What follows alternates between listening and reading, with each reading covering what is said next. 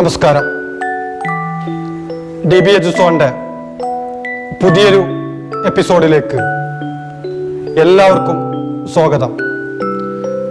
ഇന്ന് നമ്മൾ ഡിസ്കസ് ചെയ്യുന്നത് +2 പൊളിറ്റിക്കൽ സയൻസിലെ മൂന്നാമത്തെ ചാപ്റ്ററിനെ കുറിച്ചാണ്. പൊളിറ്റിക്സ് ഓഫ് പ്ലാനഡ് ഡെവലപ്മെന്റ്, ആസൂത്രിത വികസനത്തിൻ്റെ രാഷ്ട്രീയം എന്ന് പറയുന്ന വളരെ പ്രധാനപ്പെട്ട ഒരു ടോപ്പിക്കിനെ കുറിച്ചാണ് ഇന്ന് നമ്മൾ ചർച്ച ചെയ്യുന്നത്. നമുക്കെല്ലാവർക്കും അറിയാം, സ്വാതന്ത്ര്യം കിട്ടിയതിന് ശേഷം ഇന്ത്യ നേരിട്ട ഏറ്റവും പ്രധാനപ്പെട്ട ഒരു വെല്ലുവിളിയാണ് ഇക്കണോമിക്കൽ ഡെവലപ്മെൻറ്റ്. സാമ്പത്തിക വികസനം വലിയൊരു വെല്ലുവിളിയായിരുന്നു. കാരണം Indian economy already destroyed by the British rule. British ഭരണം ഇന്ത്യയുടെ സാമ്പത്തിക വ്യവസ്ഥയെ തകർത്തിട്ടുണ്ട്. നമ്മുടെ പരമ്പരാഗത വ്യവസായങ്ങളെ,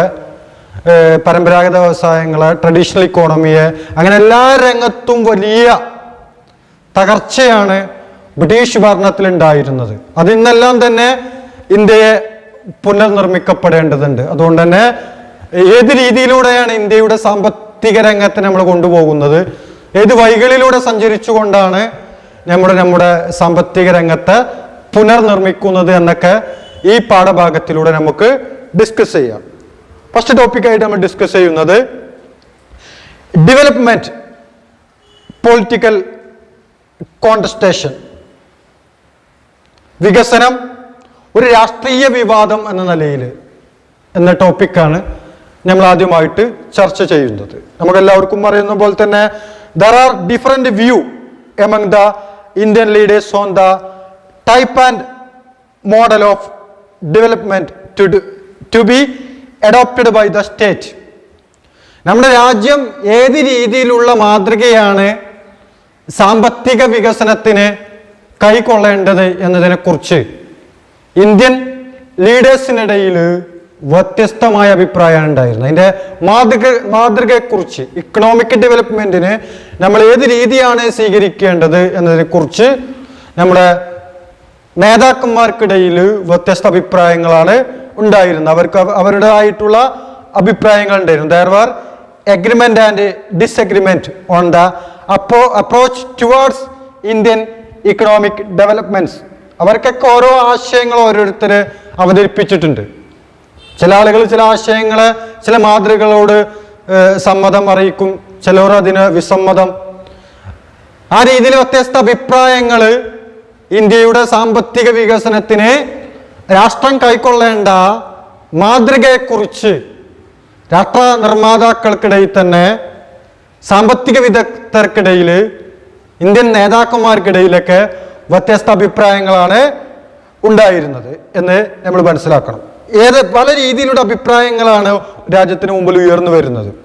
അങ്ങനെയൊക്കെയാണെങ്കിലും almost everyone agreed that development of India should mean both economic growth and socio economic justice. വ്യത്യസ്ത അഭിപ്രായം ഉണ്ടെങ്കിലും അവരൊക്കെ സംബന്ധിച്ചിടത്തോളം അവരെല്ലാം ഒരുപോലെ അംഗീകരിക്കുന്ന ഒരു കാര്യം എന്ന് പറയുന്നത്, വികസനം എന്ന് പറയുന്നത്, ഡെവലപ്മെന്റ് ഓഫ് ഇന്ത്യ എന്ന് പറയുന്നത് economic growth and socio economic justice. വികസനം എന്ന് പറയുന്നത്, സാമ്പത്തിക വികസനം എന്ന് പറയുന്നത് അത് രാജ്യത്തിൻ്റെ സാമ്പത്തിക വളർച്ചയും അതോടൊപ്പം തന്നെ സാമൂഹികവും സാമ്പത്തികവുമായ നീതിയായിരിക്കണം. നമ്മൾ ഏത് മാതൃക തിരഞ്ഞെടുക്കുകയാണെങ്കിലും അതിൻ്റെയൊക്കെ അൾട്ടിമേറ്റ് എയിം എന്ന് പറയുന്നത് socio economic justice and economic growth of the country.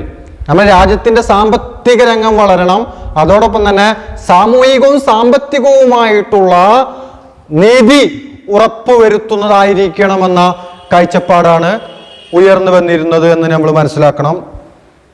അതോടൊപ്പം തന്നെ it was also agreed that government should play the key role in the economic developments. അതോടൊപ്പം തന്നെ നമ്മുടെ രാജ്യത്തിന്റെ വികസനത്തിന് ഗവൺമെന്റിന് മുഖ്യമായിട്ട് പങ്കുവഹിക്കണം. It should not be left businessman and industrialist and farmers. അത് വൻകിട കർഷകർക്ക്, അതോടൊപ്പം തന്നെ വലിയ വ്യവസായികൾക്കോ ബിസിനസ് ചെയ്യുന്ന ആളുകൾക്കോ രാജ്യത്തിന്റെ സുപ്രധാനമായിട്ടുള്ള സാമ്പത്തിക വികസനത്തിന്റെ മേഖലയെ അല്ലെങ്കിൽ സാമ്പത്തിക വികസനത്തിന്റെ പ്രധാനപ്പെട്ട മർമ്മപ്രധാനമായ മേഖലകളെ അവർക്ക് വിട്ടുകൊടുക്കാൻ പാടില്ല. രാജ്യത്തിന്റെ സാമ്പത്തിക വളർച്ചയിൽ മുഖ്യമായ പങ്കുവഹിക്കാനും അതിനൊരു കൺട്രോൾ അത് രാഷ്ട്രത്തിന്റെ കീഴിൽ തന്നെ ഉണ്ടാവണമെന്ന കാഴ്ചപ്പാടാണ് വെച്ച് പുലർത്തിയിരുന്നത്. അതോടൊപ്പം തന്നെ ഇതിൽ നിന്നെല്ലാം തന്നെ ഈ ഒരു വ്യത്യസ്ത അഭിപ്രായങ്ങൾ പല ആളുകൾ വെച്ച് പുലർത്തിയത് കൊണ്ട് തന്നെ പല ചോദ്യങ്ങൾ ഉയർന്നു വന്നിട്ടുണ്ട്. ആ ചോദ്യങ്ങളിൽ പ്രധാനപ്പെട്ട ചോദ്യങ്ങൾ എന്ന് പറയുന്നത് was it necessary to have a centralised institution to plan for entire country? നമ്മുടെ രാജ്യത്തിന്റെ സാമ്പത്തിക കാര്യങ്ങൾ തീരുമാനിക്കുന്നതിന്, വികസനങ്ങൾ തീരുമാനിക്കുന്നതിന് രാജ്യത്തിന്റെ മൊത്തത്തിലൊരു ആസൂത്രണങ്ങൾ നടത്താൻ വേണ്ടിയിട്ട് നമുക്കൊരു സ്ഥാപനം വേണോ? രാജ്യത്തിന് മൊത്തത്തിൽ സാമ്പത്തികമായ കാര്യങ്ങൾ തീരുമാനിക്കുന്നതിന്, ഒരു പ്ലാനിങ് ചെയ്യുന്നതിന്, ഒരു ആസൂത്രണം നടത്തുന്നതിന് ഒരു സ്ഥാപനം വേണോ എന്നതിനെ കുറിച്ചുള്ള ചർച്ചകൾ ഉയർന്നു വന്നിട്ടുണ്ട് ചോദ്യരൂപത്തിൽ. Should the government itself run some key industries and business? ചില പ്രധാനപ്പെട്ട ബിസിനസ്സുകളും വ്യവസായങ്ങളും ഗവൺമെന്റിന്റെ കൺട്രോളിൽ തന്നെ വേണോ എന്നതിനെ കുറിച്ചും ചർച്ചകൾ ഉയർന്നു വന്നിട്ടുണ്ട്. അതായത് പബ്ലിക് സെക്ടർ, രാജ്യത്തിന്റെ പ്രധാനപ്പെട്ട ചില വ്യവസായങ്ങളും ബിസിനസ്സുകളൊക്കെ ഗവൺമെന്റിന്റെ കീഴിൽ വേണോ എന്നതിനെക്കുറിച്ചുള്ള ചർച്ചകൾ രാജ്യത്തിന്റെ സാമ്പത്തിക വികസനത്തിന്റെ മാതൃകകളെ തീരുമാനിക്കുന്ന കാലയളവിൽ ഉയർന്നു വന്ന പ്രധാനപ്പെട്ട ചോദ്യങ്ങളാണ്. ഈ ചോദ്യത്തിന് കൂടിയും രാജ്യത്തിന് ഉത്തരം കണ്ടെത്തേണ്ടതുണ്ട്. അതുകൂടി നമ്മൾ മനസ്സിലാക്കേണ്ടതുണ്ട്. അതോടൊപ്പം തന്നെ how much importance should be given to justice if it differed from the requirement of the economic growth? അപ്പോ സാമ്പത്തിക വളർച്ചയെക്കുറിച്ച്, സാമ്പത്തിക ആസൂത്രണത്തെക്കുറിച്ച് ചർച്ച ചെയ്യുമ്പോൾ നീതിയുക്തമല്ലാത്ത കാര്യങ്ങൾക്ക് എത്രത്തോളം പ്രാധാന്യം നൽകണം എന്നതിനെക്കുറിച്ചൊക്കെ ധാരാളം ചർച്ചകൾ ഈ കാലയളവിൽ ഉയർന്നു വന്നിട്ടുണ്ട്. ഇതിൻ്റെയൊക്കെ അടിസ്ഥാനത്തിലാണ് നമ്മൾ വികസനത്തിന്റെ കാര്യങ്ങള്, വികസനത്തിന്റെ മാതൃക, ഏത് രീതിയിലായിരിക്കണം രാജ്യത്തിന്റെ വികസനവും വികസന മാതൃകകളൊക്കെ മുന്നോട്ട് പോകേണ്ടത് എന്നതിനെക്കുറിച്ചുള്ള ചർച്ചകൾ. ഇത് നമുക്ക് അടുത്ത ടോപ്പിക്കായിട്ട്, ഇതാണ് ആമുഖം. അടുത്ത ടോപ്പിക്കായിട്ട് നമ്മൾ പഠിക്കാനുള്ളത് ഐഡിയ ഓഫ് ഡെവലപ്മെന്റ്. എന്താണ് വികസനം എന്ന ആശയം നമ്മൾ ചർച്ച ചെയ്യേണ്ടതുണ്ട്. വികസനത്തെക്കുറിച്ച് ചർച്ച ചെയ്യുമ്പോൾ ഓരോരുത്തർക്കും ഓരോ ആശയങ്ങളായിരിക്കും ഉണ്ടായിരിക്കുക. അപ്പൊ എന്താണ് വികസനം എന്ന ആശയം ഡിസ്കസ് ചെയ്യേണ്ട ഒരു ടോപ്പിക്കാണ്, നമുക്ക് ചർച്ച ചെയ്യാം. The concept of development is A controversial subject.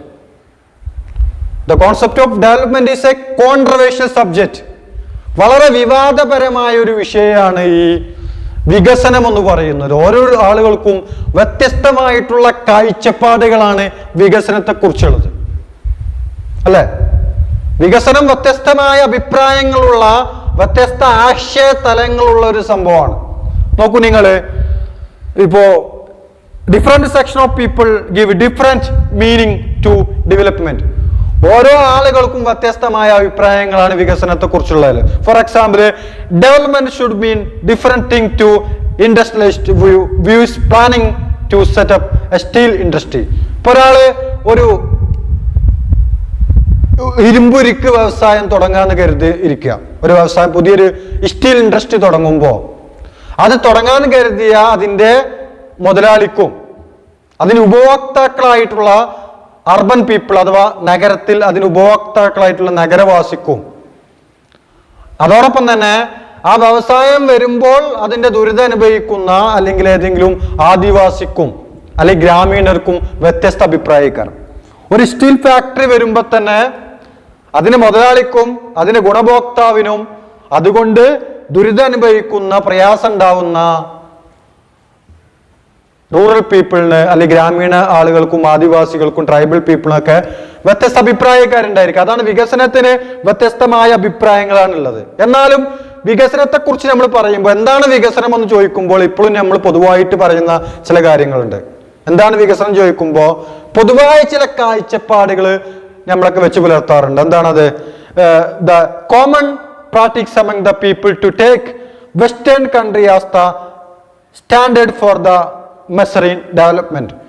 എന്താണ് വികസനം ചോദിക്കുമ്പോൾ ഒരു പാശ്ചാത്യ രാജ്യങ്ങളെ പോലെ പാശ്ചാത്യ മുതലാളിത്ത രാജ്യങ്ങളുടെ നിലവാരം എന്താണോ, അവിടെ സംഭവിച്ചു കൊണ്ടിരിക്കുന്നത് എന്താണോ, അവരുടെ നിലവാരം പോലെ ആക്കിയെടുക്കുക എന്നതാണ് വികസനം. അപ്പൊ പലപ്പോഴും പല ആളുകളും വികസനം എന്ന് പറയുമ്പോൾ പാശ്ചാത്യ മുതലാളിത്തത്തിന്റെ രീതികൾ അനുകരിക്കുക, അവിടെയുള്ള മാറ്റങ്ങളെ, അവിടെയുള്ള സൂചികകളെ അനുകരിക്കുക, അതുപോലെ ആകുക, അതാണ് മാതൃക എന്ന് വെച്ചു പുലർത്തലാണ് പൊതുവായിട്ട് പല ആളുകളും ഇന്ന് വെച്ചു പുലർത്തി പോരുന്ന രീതി എന്ന് പറയുന്നത്. അതോടൊപ്പം തന്നെ നമുക്കറിയാം തന്നെ the common people as well as the expert held the view development was about to become more modern and modern was about become more like industrialized country of west. വികസനം എന്ന് പറയുമ്പോൾ വേറൊരു കോൺസെപ്റ്റ് എന്ന് പറയുന്നത് മോർ മോഡേൺ ആൻഡ് മോഡേൺ, കൂടുതൽ ആധുനികമായിരിക്കുക, കൂടുതൽ ആധുനികവൽക്കരിക്കുക എന്നതുകൂടിയാണ് നമ്മുടെ വികസനം എന്നതുകൊണ്ട് കാഴ്ചപ്പാട്, അല്ലെ? കൂടുതൽ മോഡേൺ ആയിരിക്കുക. ആരെ പോലെ? ജസ്റ്റ് ലൈക്ക് വെസ്റ്റേൺ കൺട്രീസ്, പാശ്ചാത്യ രാജ്യങ്ങളെ പോലെ ആധുനികമായിരിക്കുക എല്ലാം കൊണ്ടും, പാശ്ചാത്യ സൗകര്യങ്ങൾ കൊണ്ടും എല്ലാം കൊണ്ടും എല്ലാ രംഗങ്ങളും ആധുനികവൽക്കരിക്കുക. ആരെ പോലെ? പാശ്ചാത്യ രാജ്യങ്ങളെ പോലെ. അതും ഒരു വികസനത്തിന്റെ ഒരു കാഴ്ചപ്പാടായിട്ട്, അതാണ് വികസനമെന്ന് വെച്ചു പുലർത്തുന്ന ആളുകളും കൂടുതലാണ്.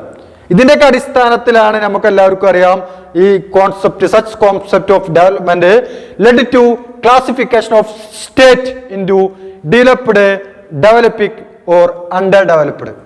ഈ ഒരു കോൺസെപ്റ്റിൽ നിന്നാണ് ലോകരാജ്യങ്ങളെ നമ്മൾ എന്ത് ചെയ്തു, വി കാൻ ക്ലാസിഫൈഡ് ഇൻടു 3, മൂന്നായിട്ട് നമുക്ക് വർഗീകരിക്കാൻ പറ്റും. ഈ ഒരു ആശയത്തിൽ നിന്നാണ്. ഒന്ന്, ഡെവലപ്ഡ് കൺട്രീസ്, വികസിത രാജ്യങ്ങൾ. നേരത്തെ നമ്മൾ ചർച്ച ചെയ്തതുപോലെ തന്നെ പാശ്ചാത്യ രാജ്യങ്ങൾ, അതാണ് വികസിത രാജ്യങ്ങൾ.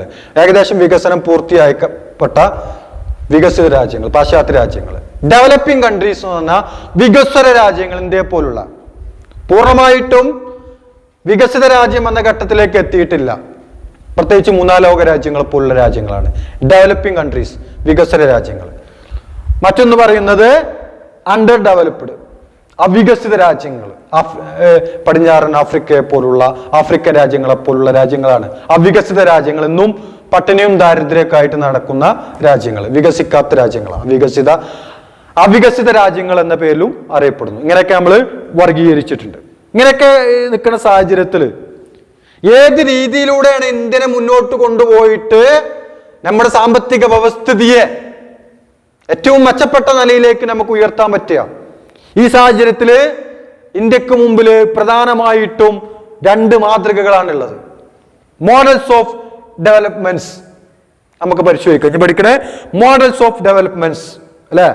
India had 2 model of modern developments. നമ്മുടെ മുമ്പിൽ ഇന്ത്യക്ക് 2 മാതൃകകൾ ഉണ്ട്. എന്താ? ഒന്ന് ലിബറൽ ക്യാപിറ്റലിസ്റ്റ് മോഡൽ. ഒന്നെന്താണ് ഇന്ത്യക്ക് മുമ്പിലുള്ള മാതൃക? പാശ്ചാത്യ മുതലാളിത്ത ലിബറൽ ക്യാപിറ്റലിസ്റ്റ്, ലിബറൽ മുതലാളിത്ത മാതൃക. പാശ്ചാത്യ രാജ്യങ്ങളുടെ ഒരു മാതൃകയാണ് ലിബറൽ മുതലാളിത്ത മാതൃക, ഉദാര മുതലാളിത്ത മാതൃക നമ്മുടെ മുമ്പിൽ ഒരു മാതൃകയാണ്. മറ്റൊരു മാതൃക സോഷ്യലിസ്റ്റ് മോഡൽ. എന്താണ് സോഷ്യലിസ്റ്റ് മാതൃക? കമ്മ്യൂണിസ്റ്റ് രാജ്യങ്ങളൊക്കെ വെച്ച് പുലർത്തുന്ന മാതൃക. ഒന്നാമത്തെ മാതൃക ഞാൻ പറഞ്ഞു ലിബറൽ ക്യാപിറ്റലിസ്റ്റ്. അത് നമുക്ക് US, അമേരിക്ക ഇതിനൊരു ഉദാഹരണമാണ്. ലിബറൽ ക്യാപിറ്റലിസ്റ്റ് മാതൃക വെച്ച് പുലർത്തുന്ന രാജ്യമാണ് അമേരിക്ക. വെസ്റ്റേൺ യൂറോപ്പ്, പടിഞ്ഞാറൻ യൂറോപ്പ്. സോഷ്യലിസ്റ്റ് മോഡൽ, സോഷ്യലിസ്റ്റ് മാതൃക വെച്ച് പുലർത്തുന്ന രാജ്യോ USSR. അതിന് ഏറ്റവും നല്ല എക്സാമ്പിൾ ആയിരുന്നു USSR അഥവാ റഷ്യ, സോവിയറ്റ് റഷ്യ. ഇതാണ് നമ്മളെ രാജ്യത്തിന് മുമ്പിലുള്ള മാതൃക. ഇതിലേത് മാതൃക വെച്ച് പുലർത്തുമോ എന്ന് ചോദിക്കുമ്പോൾ നമുക്ക് 2 മാതൃകയിൽ ഏതും തിരഞ്ഞെടുക്കാം. പക്ഷേ അന്ന് പല അഭിപ്രായങ്ങളുണ്ടായി. പല ആളുകളും പല അഭിപ്രായം മുന്നോട്ട് വെച്ചു. ലിബറൽ ക്യാപിറ്റലിസ്റ്റ് മാതൃക വെച്ച് ലിബറൽ ക്യാപിറ്റലിസ്റ്റ് മാതൃക ലിബറൽ മുതലാളിത്ത മാതൃകയായിട്ട് മുന്നോട്ട് പോകണമെന്ന ആഗ്രഹം വെച്ച് പുലർത്തുന്നവരുണ്ടായിരുന്നു. അതുപോലെ തന്നെ സോഷ്യലിസ്റ്റ് മാതൃക, സോഷ്യലിസ്റ്റ് മോഡൽസ് ആ രീതിയിലൂടെ ആയിരിക്കണം ഇന്ത്യ മുന്നോട്ട് പോകണം. അതിൽ സോഷ്യലിസ്റ്റ് മാതൃക വെച്ച് പുലർത്തുന്നവരിലെ കമ്മ്യൂണിസ്റ്റ് സോഷ്യലിസ്റ്റ് ലീഡേഴ്സ് മാത്രമല്ല, ജവഹർലാൽ നെഹ്റു അടക്കം സോഷ്യലിസ്റ്റ് രീതിയിലുള്ള മാതൃകയുമായിട്ട് ഇന്ത്യ മുന്നോട്ട് പോകണം. ആ ഒരു ഡെവലപ്മെന്റൽ മെത്തേഡായിരിക്കണം, മോഡലായിരിക്കണം ഇന്ത്യ നടപ്പിലാക്കേണ്ടത് എന്നുള്ള ആഗ്രഹം വെച്ച് പുലർത്തിയ നേതാവായിരുന്നു നെഹ്റു. ഇതിന്റെ അഭിപ്രായത്തിൽ ഇന്ത്യ ഈ രണ്ടിന്റെയും നല്ല ആശയങ്ങളെ തെരഞ്ഞെടുത്തിട്ടാണ് ഇന്ത്യയുടെ ഒരു ആസൂത്രണ വികസന മാതൃക തെരഞ്ഞെടുക്കുന്നത്. അതുകൊണ്ട് ഇന്ത്യ അഡോപ്റ്റഡ് മിക്സഡ് എക്കോണമിയാണ്, മിശ്ര സമ്പത്ത് വ്യവസ്ഥയെ തെരഞ്ഞെടുത്ത്. കോ existence of capitalism and socialism.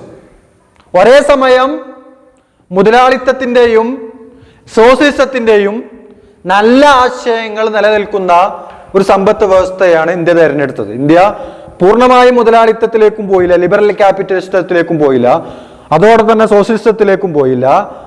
അതിൻ്റെയൊക്കെ നല്ല എലമെന്റ്സ്, ഗുഡ് എലമെന്റ്സ് ഒരുപോലെ നിലനിൽക്കുന്ന ഒരു ഐഡിയോളജിയാണ് ഇന്ത്യ തെരഞ്ഞെടുക്കപ്പെട്ടത്. മിശ്ര സമ്പത്ത് വ്യവസ്ഥ, മിക്സഡ് എക്കോണമിയാണെന്ന് കൂടി മനസ്സിലാക്കണം. ഓക്കെ, ഇനി നമുക്ക് പഠിക്കാനുള്ളത് പ്ലാനിങ്. അപ്പൊ ഇന്ത്യ പ്ലാനിങ്, ആസൂത്രണം എന്ന് പറയുന്ന ഒരു കോൺസെപ്റ്റിലൂടെയാണ് പോകാൻ തീരുമാനിച്ചത്. അപ്പൊ നമുക്ക് അടുത്ത ടോപ്പിക്ക് പ്ലാനിങ് ആണ്.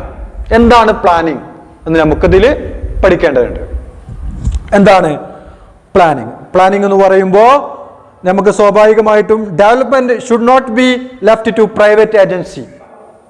വികസനത്തിന്റെ എല്ലാ കാര്യങ്ങളും തീരുമാനിക്കാനുള്ള അധികാരം മുതലാളിത്ത രാജ്യത്തെ പോലെ എല്ലാം സ്വകാര്യ മുതലാളിമാരിൽ കൈകളിലേക്ക് എത്തിച്ചു കൊടുക്കുകയല്ല. എന്താണ് പ്ലാനിങ്? സ്വാഭാവികമായിട്ടും the government should design or plan for developments. നമ്മുടെ വികസനത്തിന്റെ കാര്യങ്ങള് തീരുമാനിക്കല്, പ്ലാൻ ചെയ്യല് ഗവൺമെന്റ് ആയിരിക്കണം. വികസന കാര്യങ്ങളുടെ ഡിസൈൻ തീരുമാനിക്കുന്നതില്, രീതി തീരുമാനിക്കുന്നതില്, രാജ്യത്തിന്റെ വികസന കാര്യങ്ങളെ ആസൂത്രണം ചെയ്യുന്നതില് കൃത്യമായിട്ടുള്ളൊരു പങ്ക് വഹിക്കാൻ ഗവൺമെന്റുകൾക്ക് സാധിക്കണം. ആ രീതിയിലാണ് നമ്മുടെ പ്ലാനിങ്, ആസൂത്രണം മുന്നോട്ട് പോയിക്കൊണ്ടിരിക്കുന്നത്. കാരണം ഈ ആസൂത്രണം എന്നൊരു കോൺസെപ്റ്റിന് വലിയ പ്രാധാന്യം കൈവരുന്നത് 1929-കളിലാണ്. 1929 during the period of great depression. ലോകത്ത് 1929 നടന്നിട്ടുള്ള ലോക സാമ്പത്തിക മാന്ദ്യം. ആ സമയത്ത് ഒരുപാട് രാജ്യങ്ങള് സാമ്പത്തിക മാന്ദ്യത്തിന് വിധേയപ്പെട്ടു. വലിയ സാമ്പത്തിക പ്രയാസം ഉണ്ടായി ലോകത്ത്. മുതലാളിത്ത രാജ്യങ്ങൾ പോലും സാമ്പത്തിക പ്രതിസന്ധിയിലായി. ഈ സമയത്ത് Soviet union increased the importance and popularity of the planning. ഈ സമയത്ത് സോവിയറ്റ് യൂണിയൻ മാത്രമാണ് ഈ 1929 ലോക സാമ്പത്തിക മാന്ദ്യത്തിൽ നിന്നും വലിയ പരിക്കേൽക്കാതെ, അതിന് വിധേയപ്പെടാതെ രക്ഷപ്പെടുന്നത്. അതിനുശേഷമാണ് ലോകത്ത് പ്ലാനിങ് സാമ്പത്തിക വികസനത്തിന് ഒരു മുഖ്യ ഘടകമാണ് എന്ന ചിന്ത ലോകത്താകമാനം ഉയർന്നു വരുന്നത്. അതുകൊണ്ട് തന്നെ India is the first Asian country to initiative economic planning. അതുകൊണ്ട് തന്നെ ഏഷ്യയിൽ സാമ്പത്തിക ആസൂത്രണം എന്ന ആശയത്തിന് മുൻകൈയെടുത്ത ഏഷ്യയിൽ തന്നെ ആദ്യത്തെ രാജ്യമായിട്ട് ഇന്ത്യ മാറി. അപ്പൊ ഇന്ത്യയും സാമ്പത്തിക ആസൂത്രണം, സാമ്പത്തിക വികസനത്തിന്, ഒരു രാജ്യത്തിന്റെ സാമ്പത്തിക വ്യവസ്ഥിതിക്ക് പ്ലാനിങ് അഥവാ സാമ്പത്തിക ആസൂത്രണം അനിവാര്യമാണ് എന്ന ചിന്തയിലൂടെ തന്നെ ഇന്ത്യയും പോയത്. അതിന് സാഹചര്യം ഉണ്ടായിട്ടുള്ള ഒരു ലോക സാഹചര്യം എന്ന് പറയുന്നത് 1929 ലോക സാമ്പത്തിക മാന്ദ്യവും കാര്യങ്ങളും ഒക്കെ തന്നെ പ്ലാനിങ്ങിന്റെ പ്രാധാന്യത്തെ വിളിച്ചോതിയ ഒരു സംഭവമാണ് കൂടി നമ്മൾ മനസ്സിലാക്കണം. അങ്ങനെ ഇന്ത്യ ആസൂത്രണം എന്നൊരു കോൺസെപ്റ്റിലേക്ക് വന്നു. അതിന്റെ അടിസ്ഥാനത്തിൽ തന്നെയാണ് ഇതിലേക്ക് സംഭാവന ചെയ്ത ചില വ്യക്തികളുടെ പേര് കൂടി പഠിക്കണം. Visvesvaraya is the first Indian two point out the necessity of the planning. Planning എന്ന ആശയത്തെക്കുറിച്ച് ആദ്യമായിട്ട് അതിന്റെ പ്രാധാന്യത്തെ വിളംബരം ചെയ്യപ്പെട്ട ആദ്യത്തെ ഇന്ത്യക്കാരനാണ് എം വിശ്വേശ്വരയ്യ. വളരെ പ്രധാനപ്പെട്ട ഒരു ടോപ്പിക്കാണ്, ഏരിയയാണിത്. ഒബ്ജക്റ്റീവ് ടൈപ്പ് ചോദ്യങ്ങൾ വരും.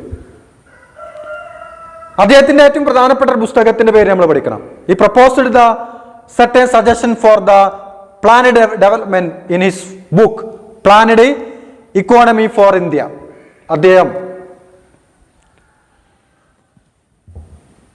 ആസൂത്രിത വികസനത്തെക്കുറിച്ച് ചില നിർദ്ദേശങ്ങളൊക്കെ വെച്ചിട്ടുണ്ട്. അദ്ദേഹത്തിന്റെ ഏറ്റവും ഫേമസ് ആയിട്ടുള്ള ഒരു ബുക്കാണ് പ്ലാനഡ് ഇക്കോണമി ഫോർ ഇന്ത്യ. ഇന്ത്യക്കൊരു വികസിത ആസൂത്രിത സമ്പദ് വ്യവസ്ഥ, ഇന്ത്യക്കൊരു ആസൂത്രിത സമ്പദ് വ്യവസ്ഥ എന്ന പുസ്തകത്തിലൂടെയാണ് അദ്ദേഹം തന്റെ ആശയങ്ങൾ പങ്കുവെക്കുന്നത്. അപ്പോൾ ഇവിടുന്ന് ഒരു ചോദ്യം ചോദിക്കും, who brought the famous work planned economy for India? ഇന്ത്യക്കൊരു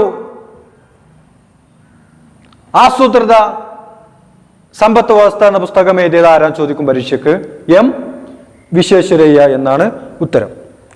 ആ രീതിയിൽ വേറെയും കുറെ ഇതിനുശേഷമുള്ള ചർച്ചകൾക്ക് ശേഷം പ്ലാനിങ്ങിന്റെ പുതിയ മാതൃകകളെല്ലാം തന്നെ സബ്മിറ്റ് ചെയ്യപ്പെട്ടു. അതിൽ ഏറ്റവും പ്രധാനപ്പെട്ട പ്ലാനിംഗ് ആണ് Bombay plan, Birla plan, Gandhian plan, people's plan were important among them. ഇതൊക്കെ പ്രധാനപ്പെട്ട പ്ലാനിങ്ങിന്റെ ഓരോ നിർദ്ദേശങ്ങളായിരുന്നു. അതിൽ ഏറ്റവും പ്രധാനപ്പെട്ടതാണ് Bombay plan was prepared by some prominent industrialist of Bombay in 1944. 1944 ഇന്ത്യയിലെ പ്രമുഖ വ്യവസായികളെല്ലാം ഒരു യോഗം ചേർന്നു ബോംബെയിൽ വെച്ചിട്ട്. അവിടെ വെച്ചിട്ട് അവര് ഒരുപാട് ചർച്ചകളൊക്കെ നടത്തി പ്ലാനിങ്ങിനെ കുറിച്ച്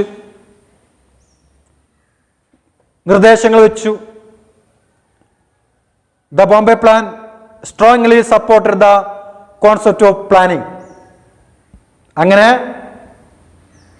ബോംബെയിൽ വെച്ച് നടന്ന ഈ വ്യവസായികളുടെ യോഗത്തിൽ സമ്പദ് വ്യവസ്ഥക്ക് വികസനത്തിന് പ്ലാനിങ് ആസൂത്രണമാണ് ഏതൊരു രാജ്യത്തെ സംബന്ധിച്ചിടത്തോളം ഇന്ത്യക്ക് പ്ലാനിങ് അനിവാര്യമായിട്ടുള്ള ഒരു കാര്യമാണെന്നുള്ള തീരുമാനത്തിൽ വെച്ചു, ഒരു നിർദ്ദേശം വന്നു. It wanted to government to take initiate in the industrial and economic investment. Thus the Bombay plan changed the general concept that private investors were totally against the idea of planning. നമ്മൾ രാജ്യത്തുണ്ടായിരുന്ന പൊതുവായിട്ടുള്ള ധാരണ എന്ന് പറയുന്നത് വൻകിട വ്യവസായികളൊക്കെ പൊതുവെ പ്ലാനിങ്ങിനെതിരായിരുന്നു എന്ന കാഴ്ചപ്പാടിന് വിരുദ്ധമായിട്ടുള്ള തീരുമാനമാണ് Bombay plan എന്ന് ഉണ്ടായത്. കാരണം ബോംബെയിൽ വെച്ചിട്ട് നടന്നിട്ടുള്ള ആ തീരുമാനപ്രകാരം, ആ വ്യവസായികളുടെ തീരുമാനപ്രകാരം ഗവൺമെന്റ് രാജ്യത്തെ വ്യവസായത്തിലും അതുപോലെ തന്നെ രാജ്യത്തിന്റെ സാമ്പത്തിക കാര്യങ്ങളിലൊക്കെ ഗവൺമെന്റിന്റെ നിയന്ത്രണം വേണം, ആസൂത്രണം വേണം എന്ന തീരുമാനമാണ് ഉണ്ടായത്. അതുകൊണ്ട് തന്നെ ഈ ഒരു പ്ലാനിനെയാണ് ബോംബെ പ്ലാൻ എന്ന പേരിൽ അറിയപ്പെടുന്ന 1944. ഈ ഏരിയയിൽ നമ്മൾ കൃത്യമായിട്ട് പഠിക്കണം. ഇതിനൊക്കെ ഉണ്ടായത് രാജ്യത്തിനൊരു ആസൂത്രണം വേണം, വികസന കാര്യങ്ങൾ തീരുമാനിക്കുന്നതിലൊരു ആസൂത്രണം വേണം, ഗവൺമെന്റിന്റെ നിയന്ത്രണം വേണമെന്ന നിലപാടാണ് ഉയർന്നു വന്നത്. ഇതിന്റെ അടിസ്ഥാനത്തിലാണ് ഇന്ത്യയിൽ ആസൂത്രണ കമ്മീഷൻ നിലവിൽ വന്നത്. Planning commission was setup.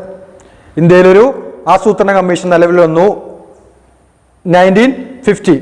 1950 March 15-ാം തീയതിയാണ് നിലവിൽ വന്നത്. The prime minister as the chairman. അതിന്റെ ചെയർമാന് പ്രധാനമന്ത്രിയായിരുന്നു എന്നുകൂടി നമ്മൾ മനസ്സിലാക്കണം. ഇങ്ങനെ ഈ ആസൂത്രണ കമ്മീഷനായിരുന്നു രാജ്യത്തിന്റെ സമ്പദ് വ്യവസ്ഥക്ക് അല്ലെങ്കിൽ രാജ്യത്തിന്റെ വികസന കാര്യങ്ങളെ തീരുമാനിച്ചിരുന്നത്, ആസൂത്രണം നടത്തിയിരുന്നത്. പക്ഷെ 2014 ന്യൂ ഇൻസ്റ്റിറ്റ്യൂഷൻ, പുതിയൊരു സ്ഥാപനം, ആസൂത്രണ കമ്മീഷൻ ഇല്ലാണ്ടായി അങ്ങനെ ന്യൂ ഇൻസ്റ്റിറ്റ്യൂഷൻ, പുതിയൊരു ഇൻസ്റ്റിറ്റ്യൂഷൻ സ്ഥാപിച്ചു, കാൾഡ് നീതി ആയോഗ്. അങ്ങനെ ആസൂത്രണ കമ്മീഷൻ ഇപ്പൊ ഇല്ല, അതിന് പകരം 2014 ഉണ്ടായിട്ടുള്ള പുതിയ സ്ഥാപനമാണ് നീതി ആയോഗ്. അതും പരീക്ഷയ്ക്ക് ചോദിക്കും. അപ്പൊ ഞാൻ ഈ മൂന്നാമത്തെ പാഠത്തിന്റെ ആദ്യത്തെ പ്രധാനപ്പെട്ട ഭാഗങ്ങളാണ് ഇപ്പൊ ചർച്ച ചെയ്തത്. പുതിയൊരു ടോപ്പിക്കുമായിട്ട് നമുക്ക് വീണ്ടും കാണാം. ഈ ടോപ്പിക്കോട് അവസാനിപ്പിക്കുകയാണ്. എല്ലാവർക്കും നന്ദി.